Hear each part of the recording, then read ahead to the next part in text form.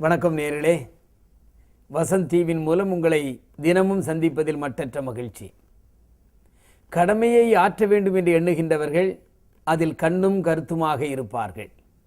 கடமைதான் முக்கியமாக தெரியும். அவர்களது சொந்த நலன்கள், சொந்த வசதிகள் எல்லாம் அவர்களுக்கு நினைவில் வருவதில்லை. காரணம், எடுத்து கொண்ட அந்த காரியத்தை முழுமையாக முடிக்க வேண்டும் என்ற எண்ணத்தோடு செயல்படுவார்கள். புதிய அல்லது பொதுவான கொள்கைகளை அவர்கள் வகுத்து கொண்டால் அதை நிறைவேற்றுவதற்காகத்தான் தன்னை அர்ப்பணித்துக் கொள்வார்கள். இந்தியா சுதந்திரம் அடைவதற்கு மகாத்மா காந்தி அவர்கள் தலைமையிலே தான் நாமெல்லாம் போராடினோம்.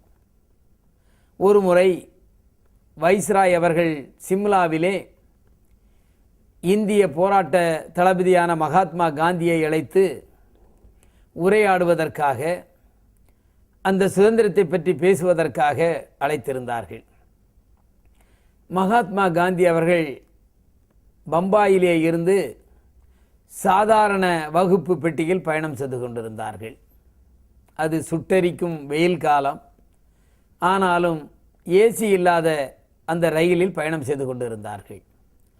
ஒவ்வொரு ஸ்டேஷனிலும் பல்லாயிரக்கணக்கான மக்கள் மகாத்மா காந்திக்கு ஜே, மகாத்மா காந்திக்கு ஜே என்று வாழ்த்தி கரகோஷங்களை கொடுத்து கொண்டிருந்தார்கள். மகாத்மா காந்தி அவர்களும் ஒவ்வொரு ஸ்டேஷனிலும் கையசைத்து மக்களின் அன்பான வரவேற்பை பெற்றுக்கொண்டார்கள். அதே ரயிலில் பயணம் செய்த வைஸ்ராய் அவர்கள் மகாத்மா காந்திக்கு ஒரு சீட்டை அனுப்பினார்கள். அடுத்த ஸ்டேஷனில் நின்ற பொழுது அந்த சீட்டை கொண்டு மகாத்மா காந்தியிடம் கொடுத்தார்கள். மகாத்மா காந்தி அதில் படித்து பார்த்தார்கள். அதில், நீங்கள் சாதாரண பெட்டியில் பயணம் செய்கின்றீர்கள், வெயில் அதிகமாக இருக்கிறது, எனவே தயவு செய்து நீங்கள் ஏசி கோச்சியில் வந்து ஏறிக்கொள்ளுங்கள், நான் உங்களை அதற்கு அனுமதிக்கிறேன் என்று வைஸ்ராய் அவர்கள் காந்திஜிக்கு ஒரு துண்டு சீட்டின் மூலம் கொடுத்து அனுப்பினார்கள். காந்தி அதை பார்த்தார்கள், படித்தார்கள். தானும் ஒரு சீட்டில் ஒரு பதிலை எழுதி அனுப்பினார்கள். ஐயா, நான் ஏழை நாடான எங்கள் நாட்டிற்காக, அதன் சுதந்திரத்திற்காக நான் பாடுபட்டு கொண்டிருக்கிறேன். வெயிலிலும் மழையிலும் நனைகின்ற காலகட்டத்தில் இந்திய மக்கள் இருந்து கொண்டிருக்கின்றார்கள். வெயிலில் எப்படி இருக்கும் என்பதும் மழை எப்படி இருக்கும் என்பது எங்களுக்கு தெரியும். இந்த வெயில் காலத்திலும் நான் இவ்வளவு கஷ்டப்பட்டு வருகிறேன் என்று சொன்னால் என் மக்கள் இதைவிட அங்கே கஷ்டத்தில் இருந்து கொண்டிருக்கின்றார்கள்.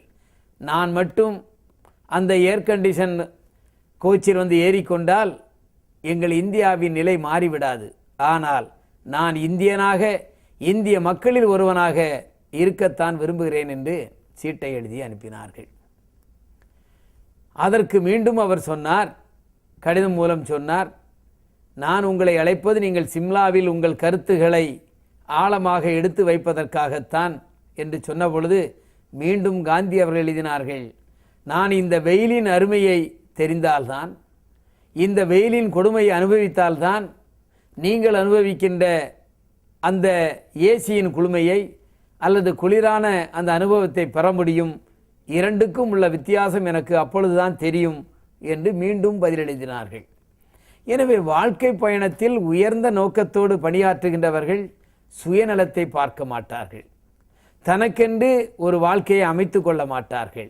எல்லாம் மக்கள், எல்லாம் நாடு, நாட்டு மக்களே பெரிது என்று சிந்தித்து செயலாற்றுவார்கள். அதைத்தான் மகாத்மா காந்தி அவர்கள் செய்தார்கள். எனவே எந்த ஒரு சூழ்நிலையிலும் நல்ல எண்ணத்தோடு செயல்படுகின்ற தலைவர்கள் மக்களுக்காகத்தான் பணியாற்றுவார்கள். தனக்கென்று ஒரு சொகுசான வாழ்க்கையை எடுத்துக்கொள்ள மாட்டார்கள். எனவே வாழ்க்கை பயணத்தில் செல்லுகின்ற நீங்களும் எந்த கொள்கைக்காக நீங்கள் பாடுபடுகிறீர்களோ, எந்த எண்ணம் நிறைவேண்டும் என்று நீங்கள் உழைக்கின்றீர்களோ அதற்காகவே உழைக்க வேண்டும். அதிலே இருந்து 1% கூட நீங்கள் மாறுபடக்கூடாது என்று சொல்லி மீண்டும் உங்களை நாளை காலை சந்திக்கின்றேன். நன்றி, வணக்கம்.